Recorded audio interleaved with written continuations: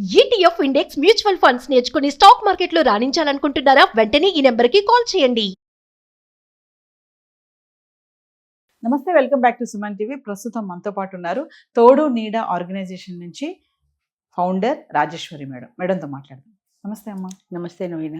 Madam, మరి 2026లో మన journey మళ్ళీ హ్యాపీగా కొనసాగాలి. మంచి మంచి టాపిక్స్ తో మనం ముందుకు వెళ్దాం. అంటే అవగాహన ఇచ్చేవి, కొన్ని లోపాలు ఇవన్నీ తెలియజెప్పే విధంగా అనమాట. 2025 లో కూడా చాలా వీడియోస్ చేసాము. మళ్ళీ ఒకసారి మీతో మళ్ళీ స్టార్ట్ చేద్దాం కొత్తగా. తప్పకుండా, షూర్. ఈరోజు నా టాపిక్ ఏంటంటే మేడం, సౌత్ ఏషియాకి సంబంధించినటువంటి ఒక రిపోర్ట్ లో తెలిసింది ఏంటంటే భార్యలు అనారోగ్యానికి కారణాలు అంటే శరీరంలో ఉన్నటువంటి లోపాలే కాకుండా ఇంకా వేరే కారణాలు కాకుండా సహచరులు భర్తలు ఎవరైతే ఉంటారో వాళ్ళ వల్లే వీళ్ళకి అనారోగ్యం పాలవుతుందని చెప్పేసి ఆ రిపోర్ట్ లో తేలిందంట. ఈ మాట మరి మీరు ఎంతవరకు ఏకీభవిస్తారు? అంటే ఇప్పుడు మనకి ఆల్రెడీ డొమెస్టిక్ వైలెన్స్ అనేది ఒకటి ఉంది, గృహహింస అనేది.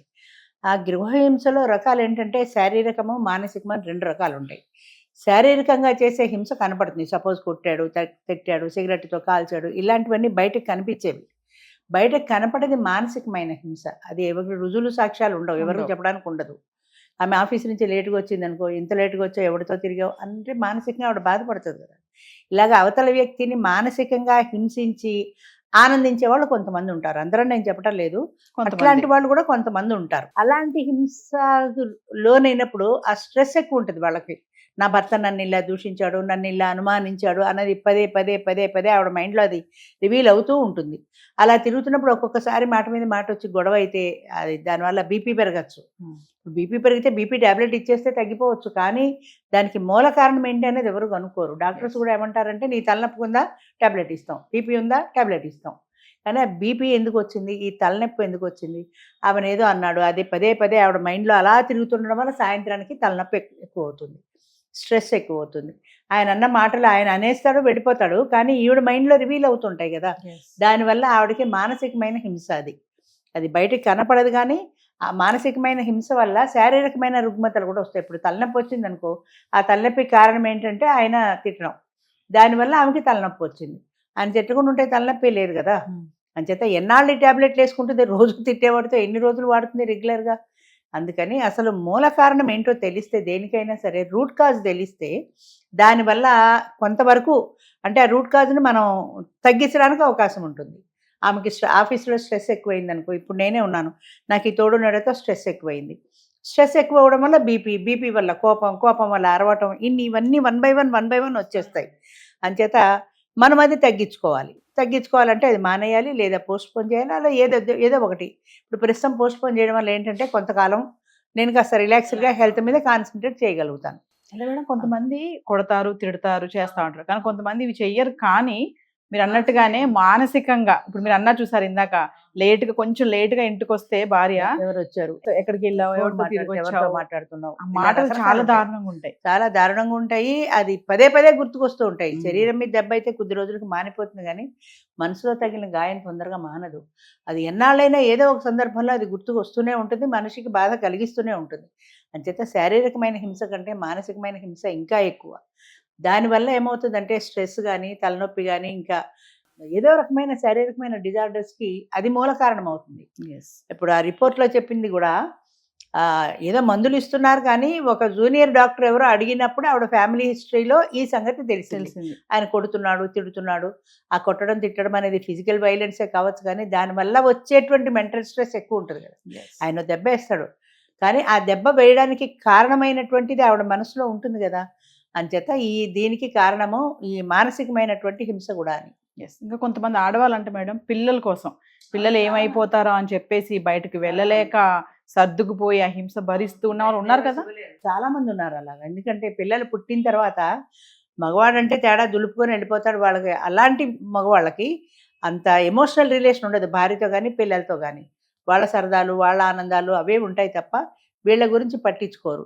ఈ పిల్లల్ని ఆవిడ పట్టించుకోవటంలో, పిల్లలతో అటాచ్మెంట్ ఎక్కువ ఉండటంలో ఆ పిల్లలు వదిలిపోలేదు. ఆయన ఏమన్నా కోర్టుకి ఎక్కితే ఆ పిల్లలు నా వాళ్ళు అంటాడు.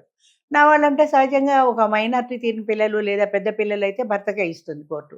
అలాంటప్పుడు పిల్లలు తనకి దూరం అయితే తను ఉండలేదు కాబట్టి ఆ పిల్లల కోసమని తండ్రిని కూడా భరిస్తుంది. ఆడవాళ్ళు చాలా మంది ఉన్నారు అలాగా. ఇంకా కొంతమంది అంటూ ఉంటారు కదా మేడం, భార్యకే తెలుస్తుంది భర్త ఎలాంటి వాడు అనేది. 10 మందిలో నేను చాలా గొప్పవాడిని, నేను అది చేస్తాను, ఇది చేస్తా అంటూ ఉంటారు, కానీ భార్య అంటారు చూడండి, మీరు ఎలాంటి వాళ్ళో నాకే తెలుసు. అవును, నిజం కదా. ఇప్పుడు బయటికి వెళ్ళినప్పుడు బాగానే ఉంటారు అందరిలోనూ చాలా ప్రేమగా నువ్వు తిన్నావా ఉన్నావా అని 1-4 సార్లు భార్యను అడిగితే అబ్బా ఆయనకి ఎంత ప్రేమ అనుకుంటారు. ఆ ప్రేమ నటిస్తున్నాడన్న సంగతి వాళ్ళకి తెలియదు కదా. ఇంటికి వచ్చిన తర్వాత ఆయన టార్చర్ ఏంటో ఆవిడికి తెలుస్తుంది. అలాగే అది మానసికమైన హింసే కాదు, ఫిజికల్గానే కాదు, ఈవెన్ ఫ్యామిలీ లైఫ్లో సంసారం చేసేటప్పుడు కూడా భార్య అనుమతి లేకుండా చేస్తే అది ఇంచుమించు రేపు లాంటిదే. బయట స్త్రీ ఇష్టాలతో సంబంధం లేకుండా ఎట్లా అయితే చేస్తున్నాడో, ఈవెన్ భార్య పర్మిషన్ లేకుండా చేసినా కూడా అది కూడా రేపు లాంటిదే అంటారు. అంచేత భార్యాభర్తలు అనేది ఒక సాన్నిహిత్యము, ఒక స్నేహబంధము, ఒక ఆప్యాయత, అనురాగం, వీటన్నింటితో కలిపిన సంసారం అయితే సక్సెస్ఫుల్గా పెడుతుంది. వాళ్ళ అవసరాలు మాత్రమే వచ్చి దులపరించుకొని వెళ్ళిపోయే వాళ్ళతో హ్యాపీనెస్ ఫీల్ అవుతుంది ఏ ఆడది కూడా. అదేవిధంగా ఆమెకు ఈ రకమైన మానసిక హింస ఉన్నప్పుడు కూడా భర్తకు దగ్గర కాలేదు కదా, లోపల బాధ ఉంటుంది కదా.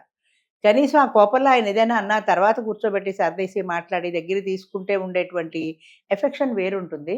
ఏదో నా అవసరం తీరిపోయింది కదా అని అనుకునే వాళ్ళతో ఉండేటువంటి ఆ రిలేషన్ వేరే ఉంటుంది. అందుచేత చాలామంది భార్యలు అది మనస్ఫూర్తిగా సంసారం చెయ్యరు ఇష్టంగా. అంటే ఇప్పటి రోజులు మారిపోయాయి కానీ ఒకప్పుడు అంటే 50-60 ఏళ్ల కిందట స్త్రీలు అయితే అది వాళ్ళ కోరిక తీర్చడమే వాళ్ళ జీవిత ధ్యేయంలాగా, వాళ్ళు ఎప్పుడు పిలిస్తే అప్పుడు వెళ్ళడం తప్ప వీళ్ళ ఇష్టాలతో పని లేదు. అప్పటి వాళ్ళు ఇంకా అలానే ఉన్నారు కదా మేడం. ఇప్పటికీ మా మైండ్ సెట్ మారదు కదా, మొదటి నుంచి అలా అలవాటు అయిపోయింది కదా. కార్యేషు దాసి కరణేషు మంత్రి ఇవన్నీ వాళ్ళ బాగా మైండ్లో పట్టిపోయినాయి. అంచేత ఆయన పిలిచినప్పుడు వెళ్ళడమే నా జీవిత ధర్మం అన్నట్టు ఉంటారు అంతే.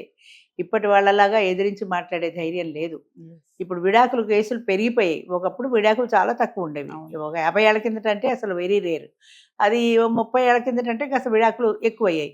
ఇప్పుడు సంవత్సరం ఇవాళ పెళ్ళి అయితే 10 లక్షల కోట్లు ఖర్చు పెట్టి పెళ్లి చేస్తే ఫస్ట్ యానివర్సరీ దాకా వాళ్ళు కలిసి ఉంటారో లేదో కూడా చెప్పలేని పరిస్థితి.